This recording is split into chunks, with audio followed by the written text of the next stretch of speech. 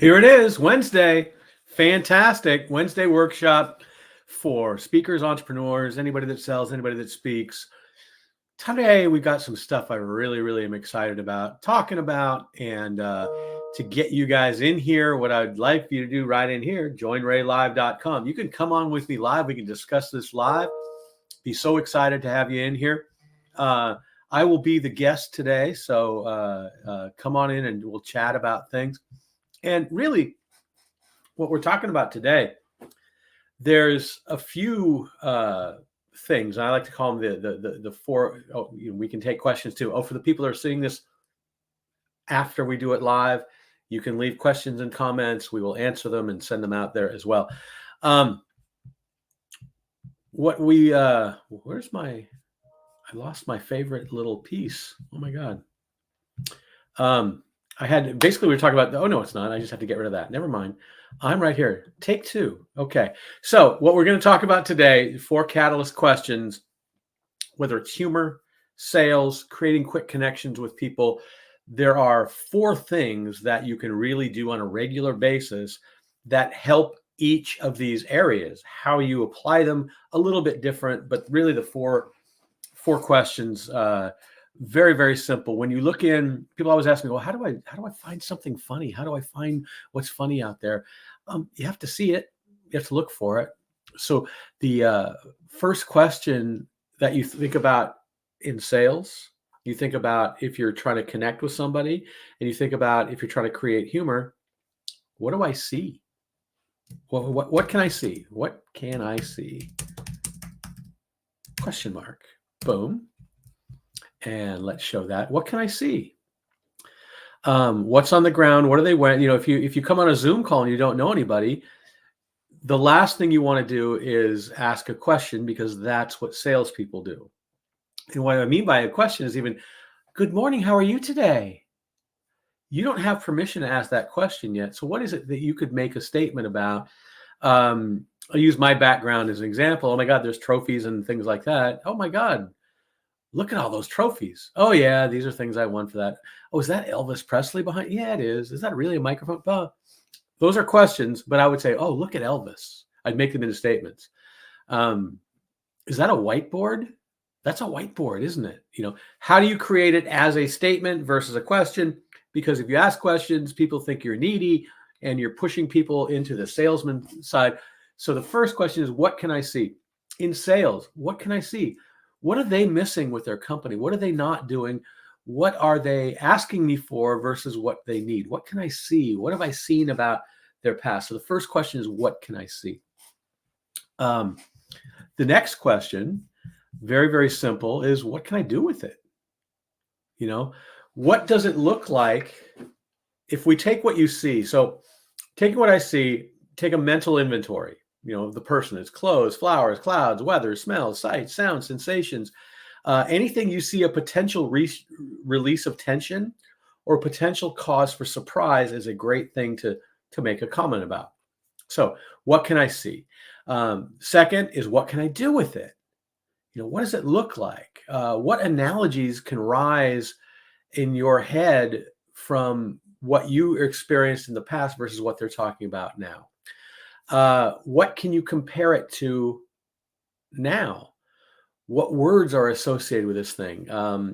Do any of them, for humor-wise, do any of them have phonetic ambiguities? Do the words have pieces? Is there anything rhythmical, alliterations? Where is there surprise? Where can you see that surprise? And here's the thing for business. Have you ever lived through what they're facing right now? What stories do you know that you could use that would enhance their learning experience and enhance their trust in you by showing them what they need, what they can do, what they can take with that? So what can I do with it? What do I see? What can I do with it? The third one is, can I make it bigger? Let me put a second one up there. It was a little couple minutes fun. What can I do with it? And if you shoot me an email about, hey, where can I get these questions? Just shoot me an email and I'll send them to you. So that's the second one, is what can I do with it? That's a question mark at the end. And the third one, how do I make it bigger? And I'll explain after I type that. Really put the question in, add banner, click. How do I make it bigger? What can you exaggerate? In a connection part or in a humor part, you're looking at expressions, actions, words, emotions. Humor gets funnier when you exaggerate. But in business, if you exaggerate the issue and you take them out to what it would be like if it doesn't get fixed, it gets scarier.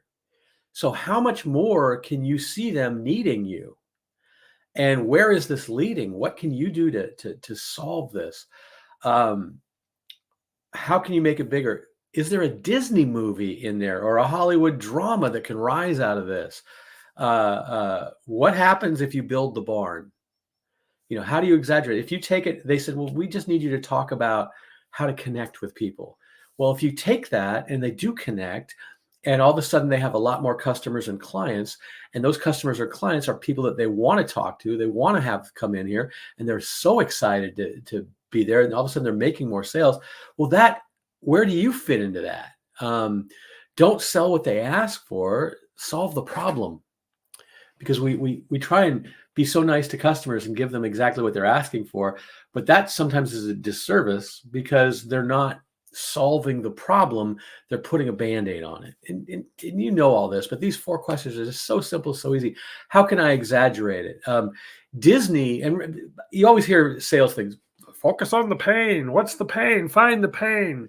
Well, you need to know what it is, but don't focus on it because that's no fun. Disney does not focus on the pain. They walk you through the real challenges, the real solutions, showing you the conflict that can arise along the way. So you have to know what those things are. But if you're focusing on the pain, you're focusing on the wrong thing. Let them know that you know what their pain is and you have that empathy, that shared concern, because these 4 questions on top of childlike awe and wonder and a genuine concern for others, these pretty much make up charisma for people if you can handle these things. So what do I exaggerate? How do I make it bigger? How can I dive deeper? How can I get closer in with these things? And then finally, the last question is, what can I chase after?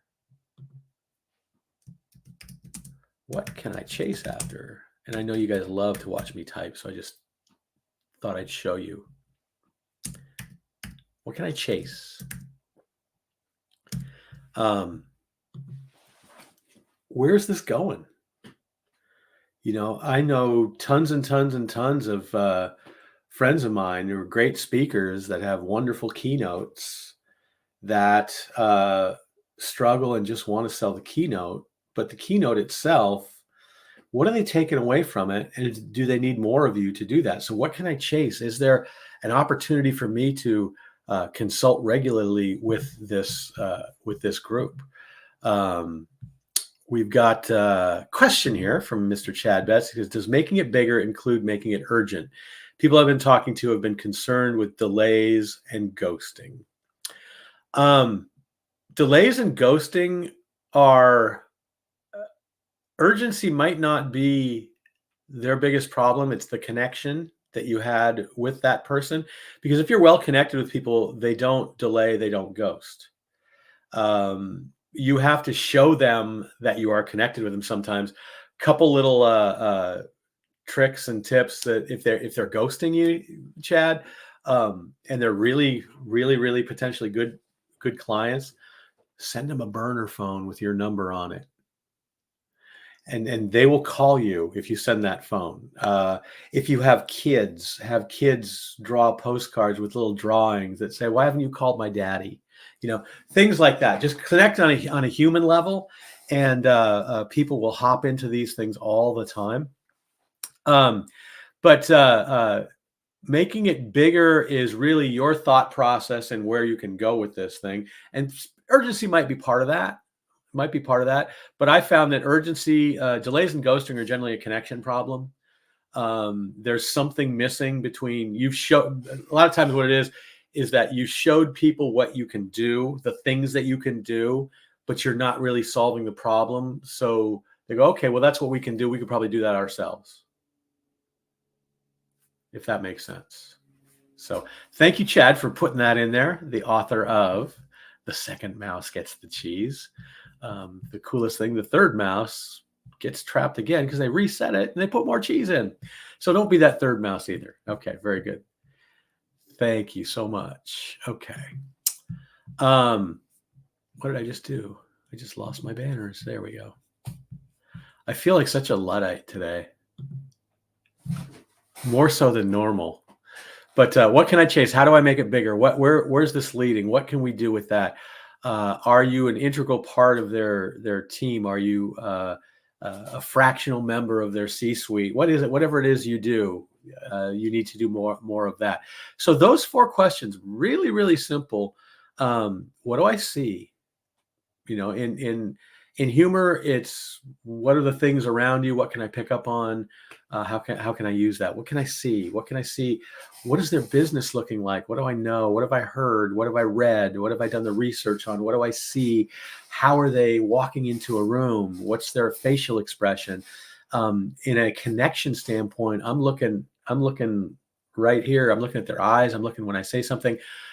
For any kind of movement in their glabella, which I love that word, glabella. If I get an eyebrows up, then I know I hit. If I get any kind of togetherness of the glabella, first of all, do not drink in glabella, even though I haven't had nothing to drink today.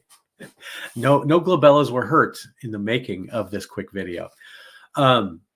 So if you concern someone, their eyes will go, they won't be as extreme as what I'm doing right here, but they'll have this slight togetherness of the area right here called the glabella, and they won't tell you that they're not getting what you're saying. You have to figure that out on your own. So that's a great place to look and see if you're connecting with people.